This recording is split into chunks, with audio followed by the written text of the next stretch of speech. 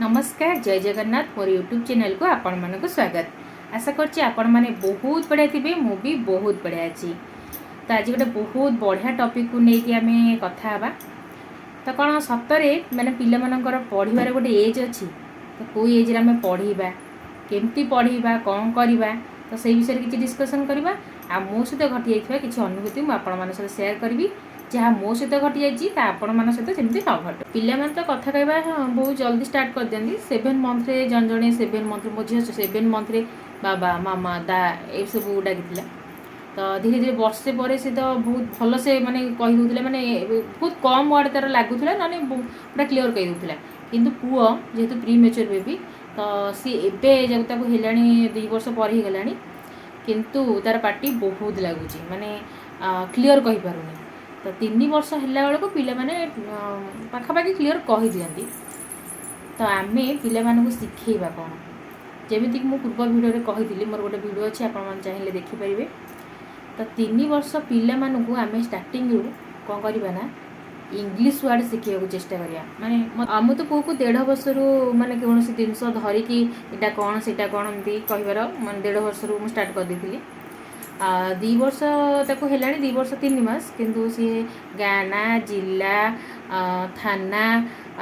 जातीय पशु जातीय फल जातीय पिता तो युवा सब से जानी बहुत भल से कहीदेव पचार तो पट आंसर देव। तो यहीटा कौन करेंगे ना आपण मैंने बार बार कथर कहे तुम गाँ ना कौन ना या गाँ ना कौन या एमती कह द्वारा ना पिलार मन रहा। गोटे कथा मुझे पूर्व भिडियो कही इंग्लीश पिला इंग्लीश कह चेष्टा करेंगे बेसी। तो ओडिया तो आम मातृभाषा आम ऑटोमेटिकली जाना कि इंग्लीशटा कष्ट लगे ना तो से इंग्लीश रे कहूँ चेष्टा करिया पियाज को पियाज न कह ओनियन कहवा पटाटो टमेटो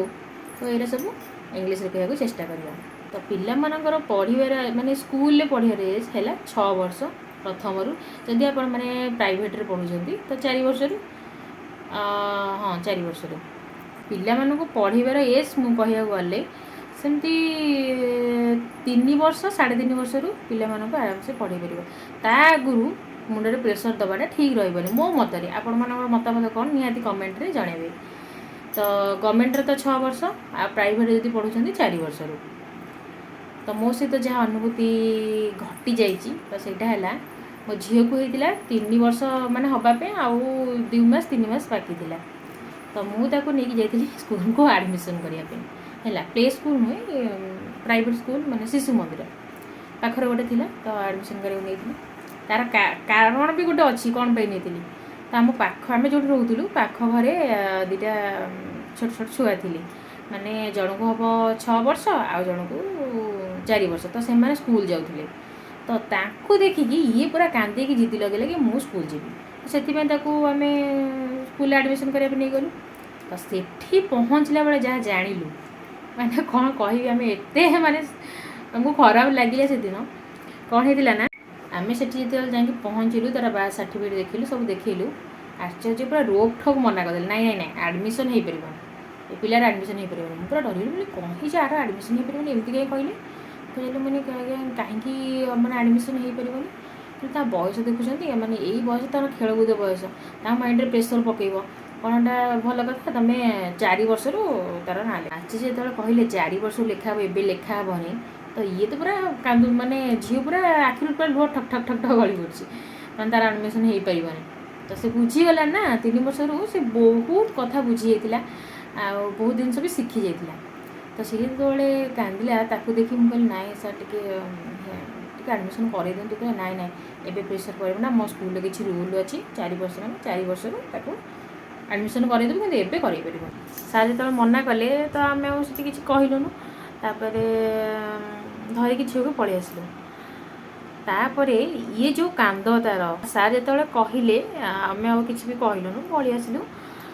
जोटा रूल जोटा रूल आम एमती गवर्नर नुहे आम रूल चेंज करदे मत भी भल लगे से जिनसा मैंने जोटा रूल से रूल। तो से आम पलि आसलु तापर झील तो जो कांद तार पिला को माने एत छोट एज रू भी स्कूल पठेबा ठीक नुहे आमर भी सेटा बुझीबार थिला मु भी जानी थी किंतु भाविली नाई टिके जो कांदुची सब जापे टिके माने पढ़ू आ जदि किसी प्रोब्लेम हम ताको पुणी स्कूल नहीं आसबा ये भाविकी आम जाइलु। तो जहाँ जमी जहाँ है आम बहुत जन को देखी माने 3 वर्षरू छुआ को लेकिन आडमिशन कर दूसरी प्ले स्कूल से मत ठीक लगे कहीं ठीक लगे छुआ खेल ये करेंगे ठीक अच्छे तो बेले बेले एमती इनसीडेंट होना आम पाखे जनकर सेमती होता मैंने 3 वर्ष प्ले स्कूल तक छुआ जाता तो सी पड़ी मुंड फुंड सब फाटी जाता आमती न्यूज बहुत खबर आसे मत छोट पिला कौटी माने एमती ये छाड़ा मत भल लगे काली पिलांकर मौखिक परीक्षा अच्छी तो से मौखिक परीक्षा क्वेश्चन कौन सब पढ़ला कौन ना से सब डिस्कसन काली करवा। Thanks for watching. जय जगन्नाथ।